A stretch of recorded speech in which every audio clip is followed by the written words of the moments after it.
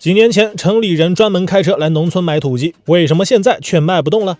土鸡作为曾经餐桌上的珍馐，一直被人们所推崇。那时候，许多城里人不惜驱车数百里，也要尝一口土鸡肉这个人间美味。然而，如今的土鸡却仿佛大 A 股市一样，逐渐遇冷了。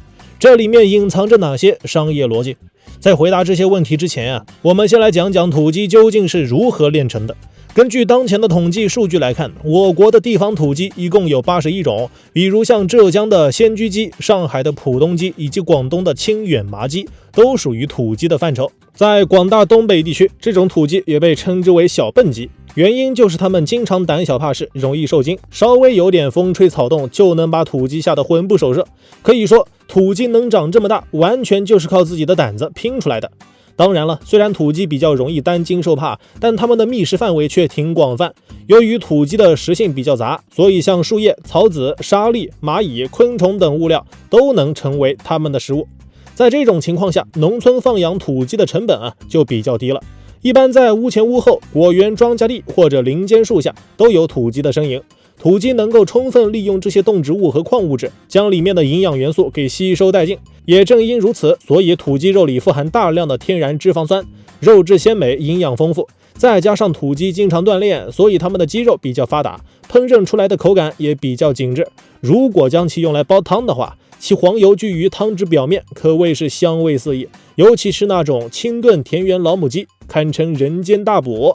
正是由于土鸡的好处如此之多，所以在前些年的时候土鸡市场异常火爆，其价格是肉鸡的好几倍。即便是这样，土鸡依旧供不应求。每逢节假日和婚庆喜事，土鸡都作为一种馈赠佳品，增添了十里八乡亲朋好友的关系。可以说，土鸡就是那时候的硬通货，无论放到哪个地区，都是人见人爱的角色。与土鸡相对应的就是快速型肉鸡了。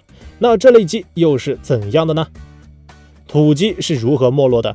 土鸡来自田园人家，肉质比较鲜美，营养也比较丰富。身为工业化产品的肉鸡，它们的情况又是怎样的呢？这种鸡一般需要靠养鸡场才能养出来，每天得吃大量的饲料。由于养成条件没有土鸡那么精致细腻，所以肉鸡的肉质一般比较寡淡，没法像土鸡那样入味，煮出来的汤也比较清淡。像现在许多快餐店和炸鸡店里的鸡，都是来自于快速型肉鸡。当然了，尽管肉鸡的肉不如土鸡，但它的好处是个头大，一只成年肉鸡可以达到2到4千克，是土鸡大小的 1.5 倍左右，所以肉鸡能很好的满足市场需求。只要大家想吃鸡，肉鸡分分钟就能让你吃到撑。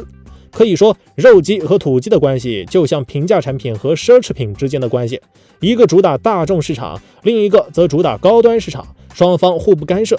然而，从如今的情况来看，土鸡市场渐渐处于萎靡状态了。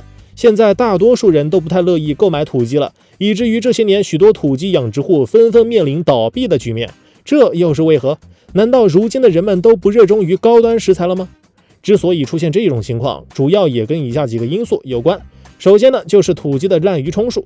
在如今的鸡肉市场上，许多被打上土鸡标签的鸡，其实质就是一只肉鸡。因为早在前些年的时候一些养殖户受到利益驱使，他们将那些便宜的肉鸡仔买回来，然后当成土鸡来养。这种养在山地里的肉鸡，其成长速度明显比土鸡快许多，只需要2/3个土鸡的生长周期就能迅速出栏。这样一来，养殖户就能大赚特赚了。当然了，代价就得由消费者来承担。许多消费者明明买的是土鸡，回家一烹饪，发现居然是肉鸡。当这种情况出现过多以后消费者也就渐渐对土鸡失去信任了。其次就是黑心中间商太多了，这些中间商为了赚差价，用极低的价格从农民手里收购土鸡，然后再高价卖给消费者。这样一来，无疑就得罪了两方。农民看到收购价太低，渐渐就不愿意卖了；消费者看到价格太高，也不怎么愿意买了。长此以往，土鸡市场不就越来越低迷了？至于这第三个原因，则是因为散养的土鸡划不来。毕竟这些散养的土鸡养殖周期太长，个头也不怎么大，在产量极低的情况下，自然就竞争不过肉鸡。土鸡的产量究竟有多低？像如今的大部分土鸡个头一般只有1到3千克左右，比普通肉鸡少了1/3的肉。别看这只是1/3，如果将其乘以1000只、1万只鸡的话，那养殖户的亏损可就大了。所以在产量不过关的前提下，大家也不太乐意去养殖土鸡。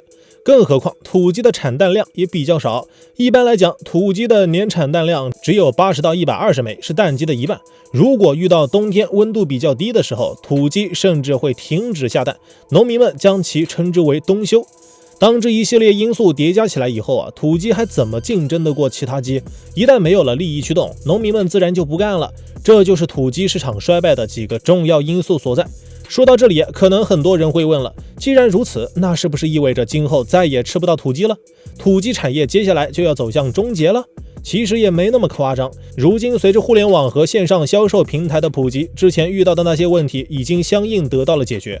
比如现在的农民们可以通过拼夕夕等平台进行线上直销，或者利用网络直播带货，将自家产品给推销出去，这样就能去除大部分中间商，实现生产者和消费者一手交钱一手交货的完美交易体验。此外，消费者也能通过这些平台对商家进行打分评价，这样就能避免后面的消费者入坑。当商家的正品品牌做起来以后也就不会出现肉鸡冒充土鸡的恶劣现象了。至于土鸡产量低这个问题，也不是没有解决办法。如今许多有意愿发展土鸡行业的养殖户，纷纷从那些过来人的身上学习成功的经验，并通过引入一些现代化的科技手段和管理方式来提高土鸡的养殖效益。比如像甘肃阳店镇土丰沟村的土鸡养殖基地，就是许多土鸡养殖户的学习模板。无数土鸡养殖户纷纷借鉴该养殖场零下鸡生态蛋的经验，将那些跑山鸡个个养得高肥体壮。当这些放养鸡的数量逐步壮大起来以后距离当地群众发家致富的梦想也就不远了。